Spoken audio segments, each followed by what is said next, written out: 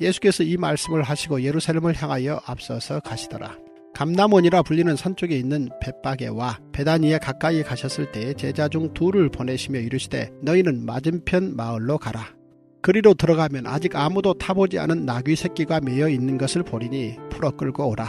만일 누가 너희에게 어찌하여 푸느냐 묻거든 말하기를 주가 쓰시겠다 하라 하심에 보내심을 받은 자들이 가서 그 말씀하신 대로 만난지라. 나귀 새끼를 풀 때에 그 임자들이 이르되 어찌하여 나귀 새끼를 푸느냐 대답하되 주께서 쓰시겠다 하고 그것을 예수께로 끌고 와서 자기들의 겉옷을 나귀 새끼 위에 걸쳐 놓고 예수를 태우니 가실 때에 그들이 자기의 겉옷을 길에 펴더라.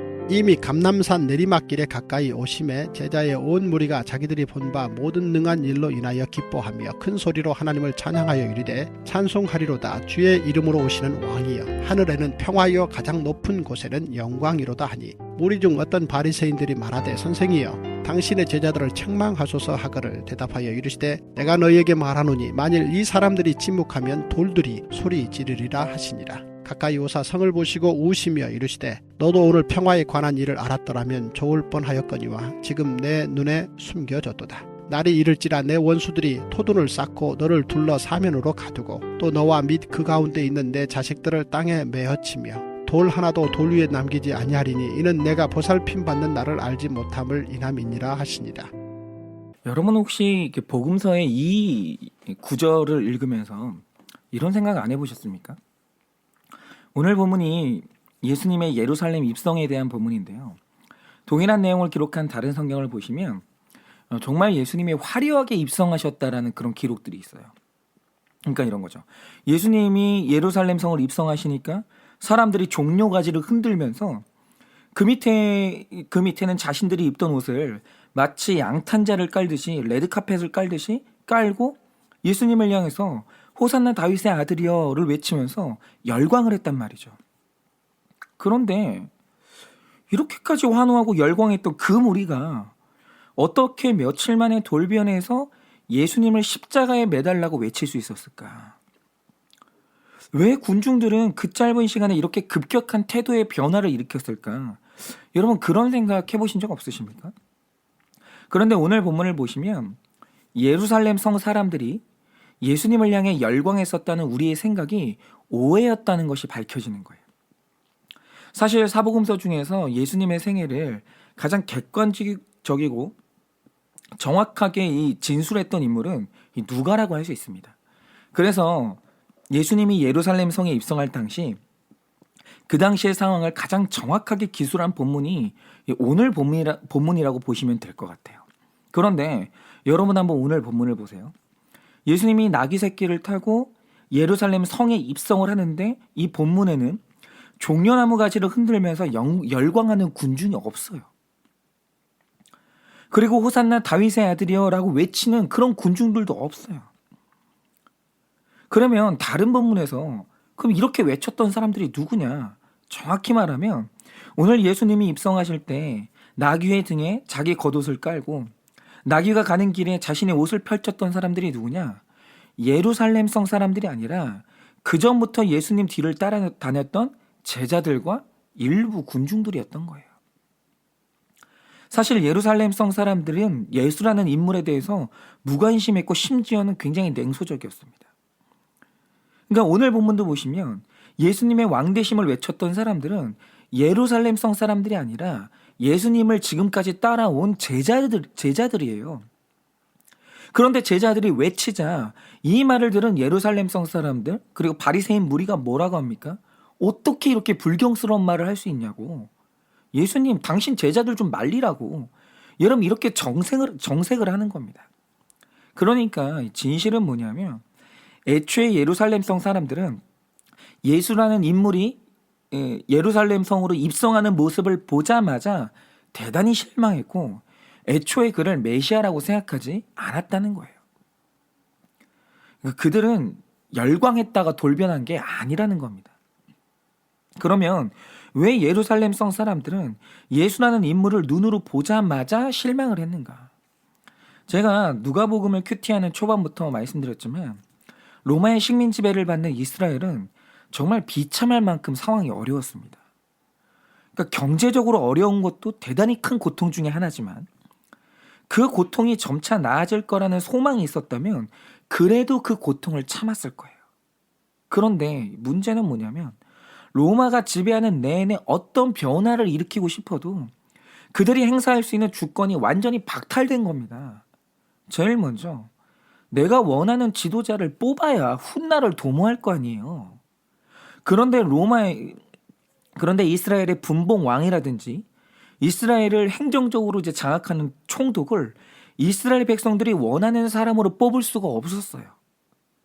그들 위에 세워지는 지도자는 철저하게 로마가 자기 입맛대로 세웠고, 그렇게 세워진 사람들은 철저히 자기를 세워준 황제와 자기 자신을 위해서 정치를 했어요.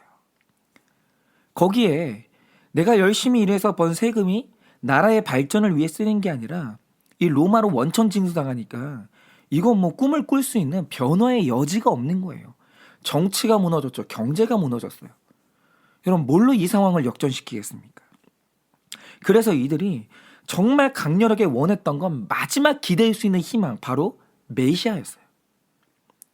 유일한 이들 상황에 유일한 인생 역전의 수단이었던 거죠. 하늘에서 불, 우박, 죽음의 천사 같은 것들을 불러서 일거의 나라를 뒤엎어줄 이 기적과 압도적인 힘을 가진 사람. 그리고 그가 이스라엘을 제2의 로마로 만들어주기를 간절히 바랬단 말이죠. 그러니까 이 시기에 이 메시아가 나타나기를 열망했던 그 대망사상은 대단히 뜨거웠습니다. 그러니까 이런 거죠. 그들이 기다린 메시아란 누구냐라고 하면 눈에 보이는 메시아닉 킹덤. 그러니까 군사적인 나라를 가져올 만한 사람이 나타나야 되는 거예요.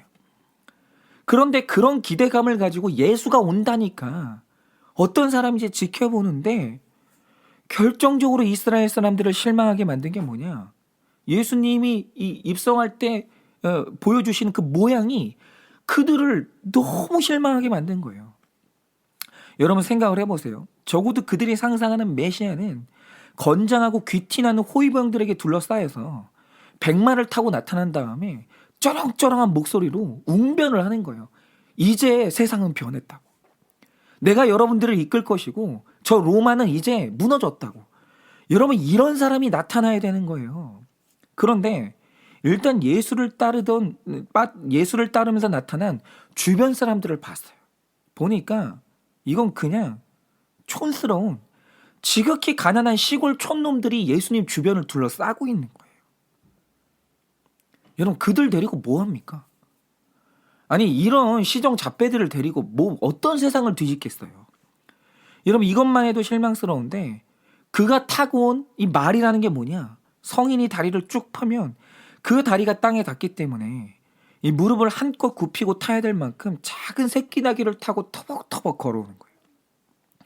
여러분 상상을 해보세요. 이 모양이 얼마나 웃겨요. 이건 누가 왕이라고 나타나는데 다 큰 어른이 애들 타는 세발 자전거에 어색하게 앉아서 그걸 발로 힘들게 밀면서 이제 나타나는 거예요. 여러분, 그 모습은 이들이 원했던 메시아의 모습이 아니에요. 여러분, 빌라도가 바라바와 예수 둘 중에 누구를 살려줄까 했을 때 군중이 예수님을 버리고 바라바를 선택한 이유가 뭐겠어요? 차라리 예수보다는 칼 들고 나라를 엎으려고 했던 그 호기로운 바라바가 훨씬 더 이들이 원하는 메시아상에 더 맞았던 거예요. 예수는 내가 원하는 메시아상하고 그만큼 멀었던 겁니다. 그런데 우리가 여기에서 질문해야 될 게 이거예요. 그게 뭐냐? 오늘 내 눈앞에 나타난 예수는 내가 원했던 메시아가 아니에요. 그런데 그 예수가 성경이 예언한 메시아의 모습과도 다르냐라는 거예요. 이건 중요한 문제 아니겠습니까? 그런데 이사야 53장에 예언됐던 오실 메시아의 모습이 뭡니까? 그는 고난받는 종이고 겸손한 종이고 사람이 흠모할 만한 모습이 전혀 없는 종이에요. 여러분, 오늘 그들 눈앞에 나타난 메시아는 틀림없이 이사야가 예언했던 바로 그 모습이에요. 지금 그들이 그렇게 기다렸고 만나기를 원했던 메시아가 무려 400년을 기다린 끝에 나타난 거예요. 정말로. 여러분, 내 눈앞에 나타난 이분은 나를 위해 천국을 준비하신 우주의 주인이고 나를 살리기 위해 죽을 각오를 하고 이 땅에 오신 내 구원자예요. 그들이 만나고자 했던 그를 드디어 만난 거예요. 그런데 여기에서 일어난 비참한 비극이 뭡니까? 내 눈앞에 나타난 내 구원자가 내 생각하고 다른 거예요. 왜요? 내가 얻고 싶은 건 이 땅에서의 자유고 이 땅의 부유함인데 예수가 들고 온 것 중에 이 땅의 것이 하나도 안 들려 있는 거예요. 여러분, 이게 너무 실망이 되는 겁니다. 여러분, 바로 이겁니다. 예수님이 우리에게 주고자 하시는 것은 영원히 목마르지 않는 것이고 영원히 배고프지 않는 거예요. 썩지 않는 것이고 하늘의 거예요. 그런데 사람이 이 땅의 강력한 소원이죠. 육신의 정욕, 안목의 정욕, 이생의 자랑에서 벗어나지 못하면 하늘의 것을 들고 오시는 메시아가 천하의 쓸모없는 존재로 보이는 거예요. 너무 실망스러운 거죠. 지금 내가 원하는 건 이 땅에서 쓸만한 것을 당장에 구하고 있는데 예수님은 자기 손에 썩어질 것을 들고 계실 수는 없는 거거든요. 여러분, 이게 뭐냐라고 하면 바로 이게 사람 중심의 신앙이고 이 땅에 매여 있는 기복 신앙인 거예요. 여러분, 사실 이 땅에 존재하는 대부분의 신앙은 하나님이 주고자 하는 것을 받는 신앙이 아니라 내가 원하는 것을 받고자 하는 게 이 세상 신앙의 핵심이고 본질이에요. 여러분, 예를 들어서 일본에는 이 저만 의식이라는 게 있거든요. 이게 뭐냐면 일본은 집에 개인 사당이 하나씩 있는데 가정마다 개인 사당 안에 올려놓는 이 불상을 자기가 주문을 해요. 그런데 이 사람들이 그 불상을 주문할 때 주문하는 그 불상의 특이점이 뭐냐면 다 만들어 놓고 마지막에 눈동자를 그려놓지 않아요. 그리고 눈동자가 없는 상태로 개인 사당에 올려놓은 다음에 이 불상을 향해서 결혼을 위해서 빌기도 하고 승진을 위해서 빌기도 하면서 내가 원하는 소원을 간절히 빌어요. 그런데 신기하게도 그 소원이 성취되는 거예요. 그러면 그때 그 불상은 아주 영험한 불상으로 입증이 된 거예요. 그러면 비로소 내 소원이 성취됐을 때 하는 게 뭐냐? 주인이 그 불상을 절로 가져가요. 그리고 그 절에 사는 고승에게 이게 아주 영험한 불상이라고 하면서 주면 그 고승이 하는 일이 뭐냐?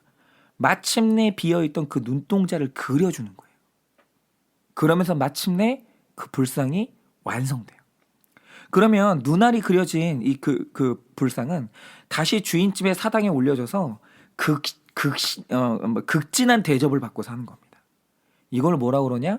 점안 의식이라고 그래요. 그런데 만약에 내가 그렇게 기도했는데 내 소원이 성취되지 않았다. 그러면 그 불상은 어떻게 되냐? 그날로 쓰레기통으로 들어가는 거예요.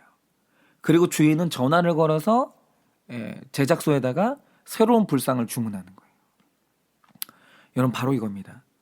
세상 신앙의 중심이 뭐냐면 하나님이 나에게 주려고 하시는 게 뭔지를 묻는 게 아니라 내가 원하는 걸 당신이 내놓을 수 있냐라고 묻는 게 사람 중심의 신앙이고 이 땅 중심의 신앙인 거예요.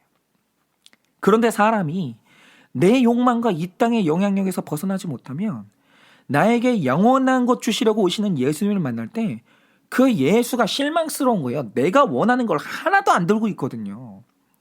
그러면 그 예수는 내 신앙의 쓰레기통으로 들어가는 거예요. 그런데 내 눈앞에 지금 예수님이 작고 볼품없는 나귀를 타고 왔어요. 내가 원하는 건 백마탄 왕자님인데 지금 내 눈앞에 볼품없는 나귀를 타고 오는 예수가 나타난 거예요. 그 손에는 내가 원하는 세상의 것이 아무것도 없는 거예요. 그런데 그때 내가 원하는 걸 왜 들고 오지 않았냐고 실망하고 원망하는 게 아니라 주님, 저에게 무엇을 주려 하십니까? 이렇게 묻는 것이 신앙이고 그렇게 묻는 자에게 하나님께서 주시는 것이 영적인 자유이고 영원히 뺏기지 않는 천국이라는 거예요. 여러분, 마틴 루터 아시죠? 원래 그의 아버지는 굉장히 힘들게 일하는 광부였습니다. 그런데 어떤 부모든지 그러겠지만 그 아버지도 역시 내 아들이 나보다 훨씬 나은 인생 살기를 원했어요. 그래서 버는 돈은 거의 다 이 루터를 가르치는 교육비에 다 쏟아부었는데 마침 이 아들이 공부를 그렇게 잘하는 거예요. 그래서 이 아버지가 개인방을 얻어주면서까지 유학을 보내서 공부를 시켰는데 이 열성이 얼마나 대단했냐면 당시 루터의 가족 전부가 사는 집보다 루터가 공부하면서 혼자 살았던 집이 더 넓었어요. 이만큼 투자를 했단 말이죠. 그런데 어느 날 어떤 일이 일어났냐? 언젠가는 이 법관이 되어서 내 꿈을 이뤄줄 줄 알았던 아들이 갑자기 사제가 되겠다고 선언을 하는 거예요. 여기에 이 아버지가 대단히 충격받습니다. 그래서 루터를 말리기도 하고 불같이 화를 내보기도 하고 무릎 꿇고 애원을 해보기도 하는데 회심한 루터가 꿈쩍을 안 하는 거예요. 그리고는 이 수도원으로 그냥 들어가 버립니다. 여기에 이 루터의 아버지가 격분을 해서 그렇게 사랑했던 이 아들하고 그냥 연을 끊어버려요. 그런데 이 아버지는 내 아들이 이 돈을 벌고 권세를 얻는 길을 가지는 않았지만 이 나귀를 타고 예수님을 따라서 갔을 때 이 루터를 통해 어떤 일이 일어날지 전혀 몰랐어요. 여러분이 이 개신교의 역사에 있어서 루터가 얼마나 결정적인 인물인지 모르시는 분들도 있을 텐데 여러분 이 똑똑한 루터가 돈 버는 길을 버리고 하나님께 부름받았는데 그가 그때까지 훈련된 자기 지성으로 한 일이 뭐냐? 그동안 라틴어로 되어서 평민을 읽을 수 없었던 성경을 당시 대중의 언어였던 독일어로 번역을 하는데 여러분 이 독일어 번역본이 얼마나 훌륭한지 모릅니다. 이 독일어 번역본은 더 이상 손댈 필요가 없는 거의 완벽에 가까운 번역본이었어요. 그러니까 사람들이 기하급수적으로 이 성경을 손에 읽으면서 사람들이 말씀이 열리기 시작하는 거예요. 그런데 드디어 말씀을 내가 이해하는 언어로 각자가 읽기 시작하니까 사람들이 신앙의 양심과 자유함을 얻기 시작하는 거예요. 그리고 그 깨어난 신앙의 힘이 모여서 이렇게 낸 일이 뭐냐? 그게 바로 종교개혁이에요. 여러분 루터는 내가 원하는 게 뭔지를 하나님께 요구한 사람이 아니라 하나님이 주시려는 게 뭔지를 묻고 주시는 사명과 영생을 가장 귀한 것으로 여기면서 온몸으로 받아들였던 사람이에요. 그리고 그의 사역을 통해서 영적으로 자유함을 얻고 죽음에서 해방된 영혼은 인간의 지성으로는 그 수를 헤아릴 수가 없어요. 어떻게 헤아리겠어요? 지금 2020년도에도 그가 열어제친 이 진리의 문을 통해서 얼마나 많은 사람들이 구원받고 있습니까? 우리는 그 수를 헤아릴 수가 없는 거죠. 그런데 그 와중에 루터가 만난 그 메시아 예수를 원망하면서 일생 기쁨을 상실한 채 죽어갔던 유일한 한 사람이 누구냐? 루터의 아버지예요. 그는 죽는 그 날까지 아들을 용서하지 못하다가 그렇게 죽었어요. 여러분 바로 이게 내가 원하는 메시아를 내려놓지 못하고 오시는 메시아를 영접하지 못할 때 일어나는 일이에요. 여러분 저도 마찬가지입니다. 지금 제 예상대로라면 저희 교회는 한창 양육으로 바빠야 되는 때예요. 그런데 지금 예수님께서 제가 꿈꾸고 원하는 모양으로 오지 않으셨어요. 지금 제가 한 번도 생각해보지 않았고 원하지 않았던 모습으로 오셔서 지금 저를 들어 이 작은 나귀 새끼 등에 타고 천천히 걸어가라고 하시는 거예요. 여러분 이때 제가 해야 될 일이 도대체 뭐겠습니까? 여러분 이때 제가 해야 될 일은 나를 당황하게 하는 모습으로 오신 예수님께 뭘 주려 하십니까? 하나님 도대체 이 시간을 통해서 뭘 주려고 하십니까? 여러분 이것을 묻고 주시는 것을 잘 받는 것이 저의 신앙이에요. 제가 이 시간 주님의 뜻대로 잘 받으면 이게 우리 교회의 구원의 사건이 되고 거룩의 사건이 될 줄 저는 믿는 거예요. 여러분 여러분의 삶에도 예수님은 분명히 이렇게 나타나실 겁니다. 여러분 100번이면 100번 200번이면 200번 예수님은 절대로 백마를 타고 예루살렘 성을 입성하지 않았을 거예요. 그분은 200번의 기회를 더 줘도 그분은 반드시 새끼 나귀를 타고 그렇게 나타나셨을 겁니다. 여러분 예수님은 내가 상상하고 원했던 모습이 아니라 내가 원했던 건 하나도 손에 들려있지 않고 나를 실망시키는 모습으로 올 수 있어요. 여러분 그때 원망하고 다른 메시아를 찾을 게 아니라는 거죠. 여러분 그렇게 오시는 예수님께 물어야 돼요. 예수님 나에게 주려고 하시는 게 무엇입니까? 나에게 주고자 하시는 게 바로 진짜 나를 위한 것이고 그것이 나의 영생을 위한 것일 텐데 주님 나에게 주려고 하시는 것이 무엇입니까? 내가 가야 하는 길은 어디입니까? 주님 무엇을 주시든 잘 받겠습니다. 그렇게 순종하고 영접할 때 분명히 예수님 우리에게 가장 좋은 것으로 반드시 응답할 줄을 믿습니다. 그러므로 오늘 어떤 모양으로 오시든지 그 예수님을 잘 영접하시고 그 예수님이 주시는 것을 다 받아내는 여러분 되시기를 예수님의 이름으로 축원을 드립니다.